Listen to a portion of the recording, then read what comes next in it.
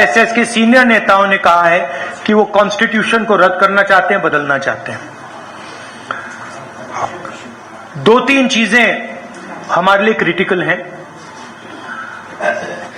लोकसभा में मैंने कहा कि कांग्रेस पार्टी और इंडिया गठबंधन जाति जनगणना करवाएगी।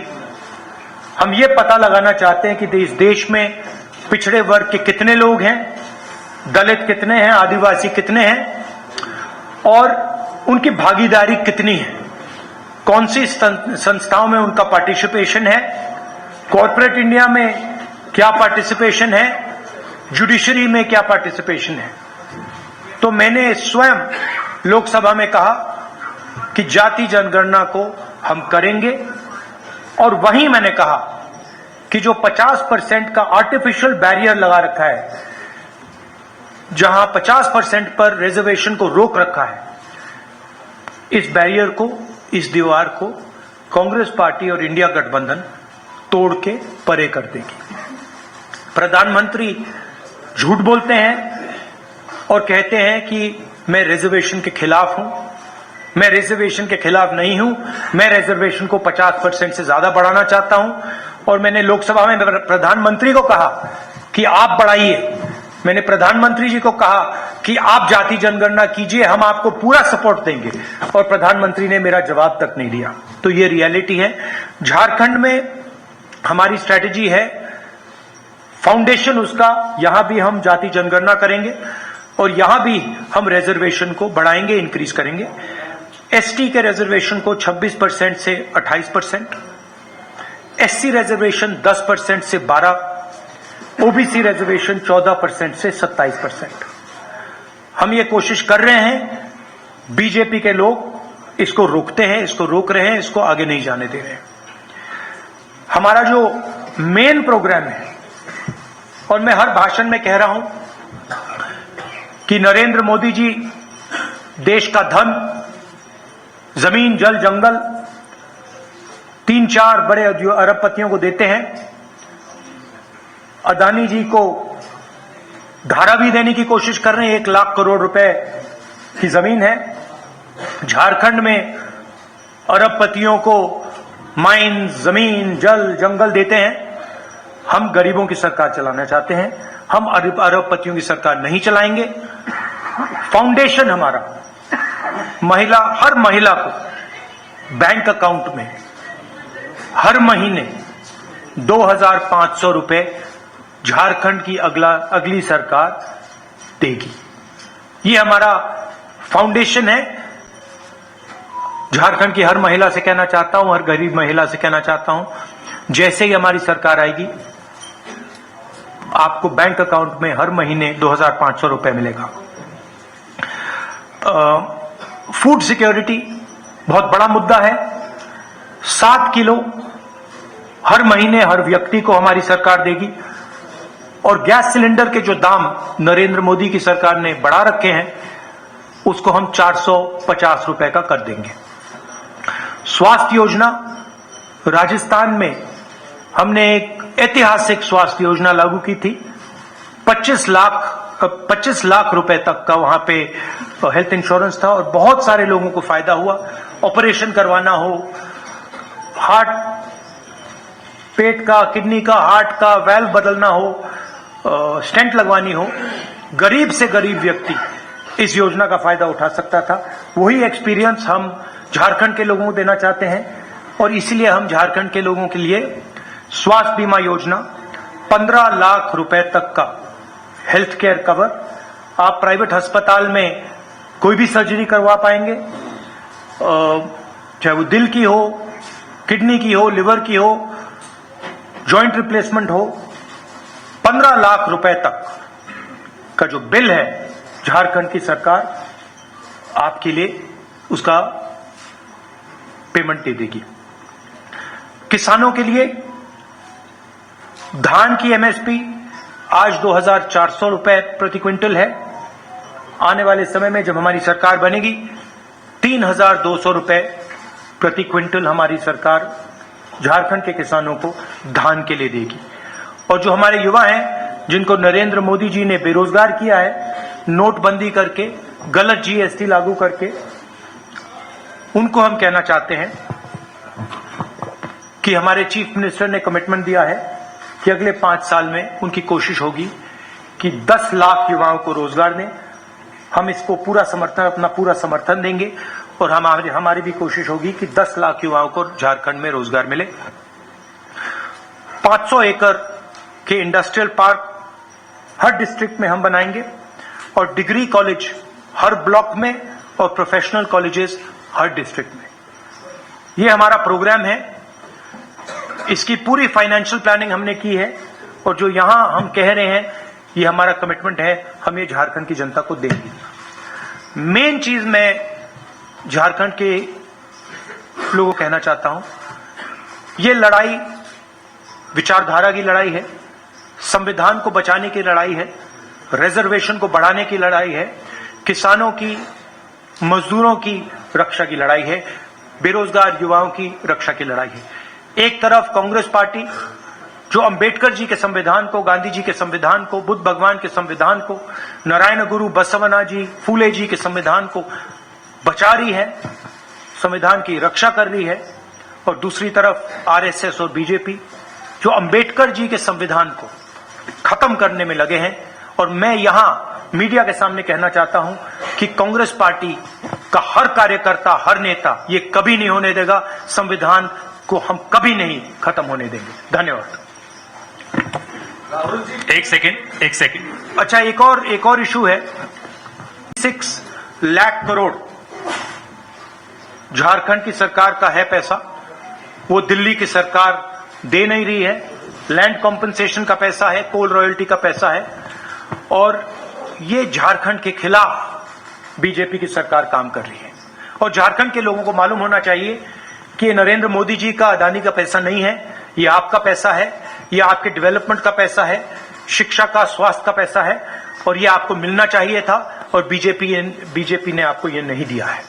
तो ये आपको मालूम होना चाहिए। धन्यवाद। एक सेकंड, एक करके। रवि सिसोदिया, ANI। माइक दीजिए आप। सेना जी माइक पहले जल्दी माइक रखिए।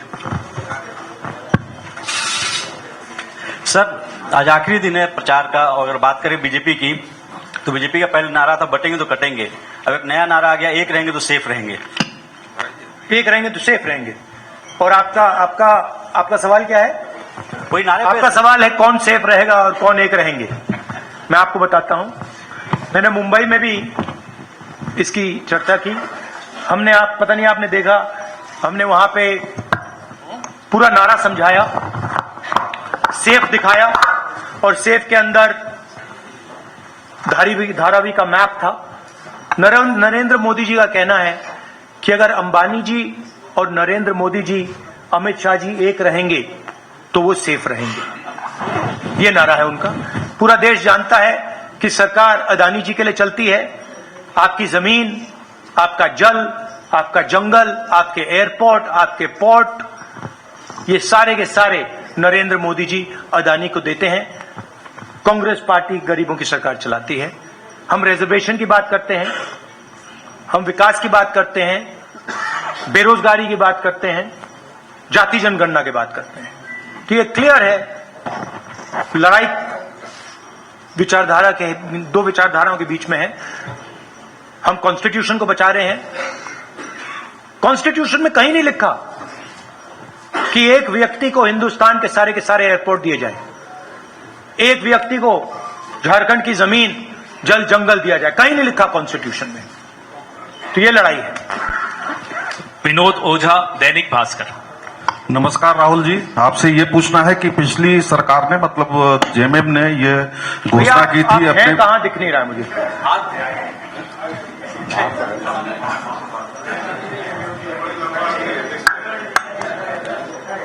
ये सबसे लंबे। ये झारखंड सरकार ने, मतलब हेमंत सोरेन जी ने पिछली बार वादा किया था कि हम 5 लाख युवाओं को नौकरी हर साल देंगे। लेकिन इस मामले में और मामले में उन्होंने काफी काम किया है, इसमें दो मत नहीं है, लेकिन इस मामले में वो बिल्कुल ही पीछे रह गए। जबकि 5 साल का ये नहीं कहूंगा कि बिल्कुल पीछे रह गए हैं, काम हुआ है, मगर अगले 5 साल में एक्सेलरेटेड तरीके से काम होगा। हमारी सरकार, सब लोग जानते हैं कि जो बीजेपी की सोच है वो आदिवासियों के खिलाफ सोच है। झारखंड के चीफ मिनिस्टर को बीजेपी ने अरेस्ट किया है। झारखंड के चीफ मिनिस्टर को डराने की कोशिश की है, धमकाने की कोशिश की है, फॉल्स एलिगेशंस लगाए गए हैं और झारखंड के चीफ मिनिस्टर पीछे नहीं हटे हैं। और उनसे ये इसीलिए किया जा रहा है क्योंकि वो आदिवासी है। अंकित मिश्रा, पीटीआई।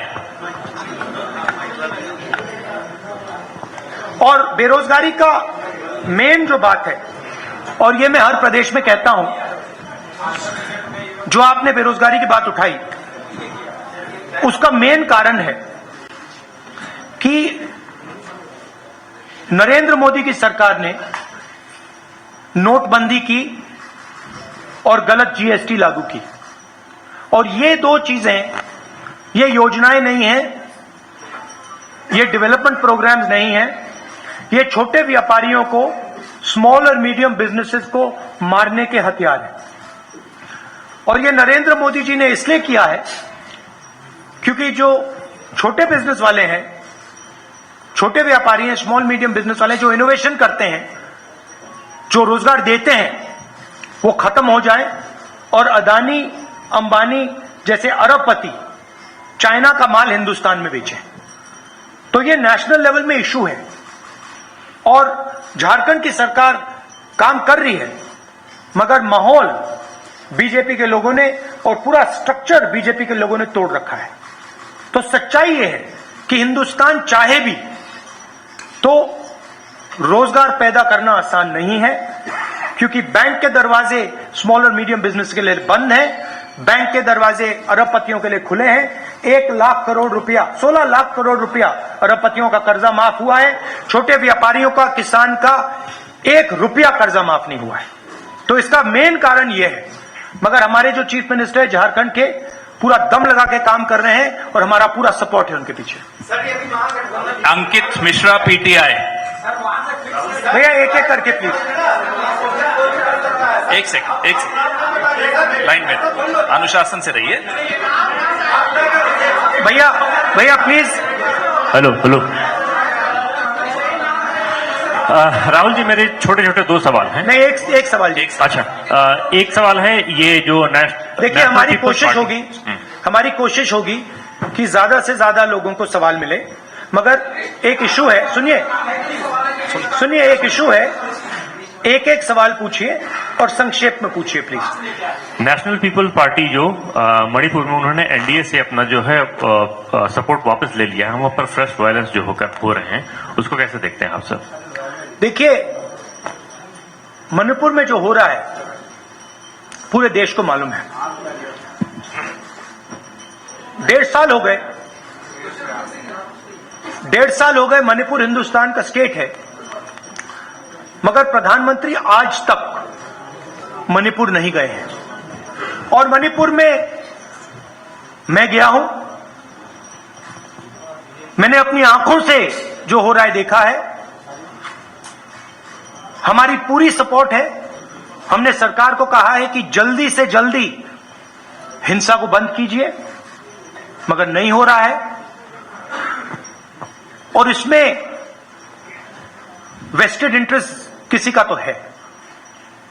होम मिनिस्टर जी को अपना काम करना चाहिए, मगर किसी न किसी कारण होम मिनिस्टर अपने काम में इंटरेस्ट नहीं ले रहे हैं। मगर जो मणिपुर में हो रहा है पूरा देश जानता है, बिल्कुल गलत हो रहा है और हिंसा को एकदम वहां पे बंद होना चाहिए। और एक बार फिर शांति आनी चाहिए। और जो मैंने कहा भारत जोड़ो यात्रा में, जो मैंने कहा 4000 किलोमीटर हम चले, कन्याकुमारी से कश्मीर,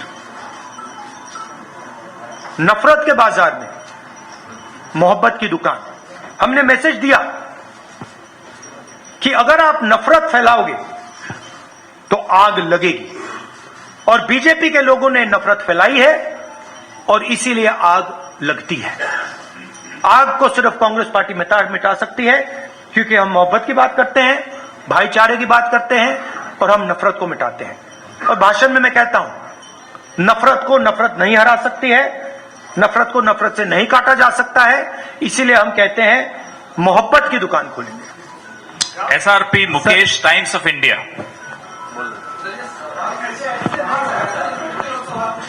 सर, महागठबंधन की सरकार बनती है तो जैसा आपने बताया कि जो योजना है वो फ्री की जो योजना है उसके लिए यदि केंद्र फंड नहीं करती है तो ऐसे में तो आम जन पे ही लोड पड़ेगा, तो आप पैसा कहां से लाएंगे? नहीं, सबसे पहले ये फ्री की योजना नहीं है, ये न्याय की योजना है। अगर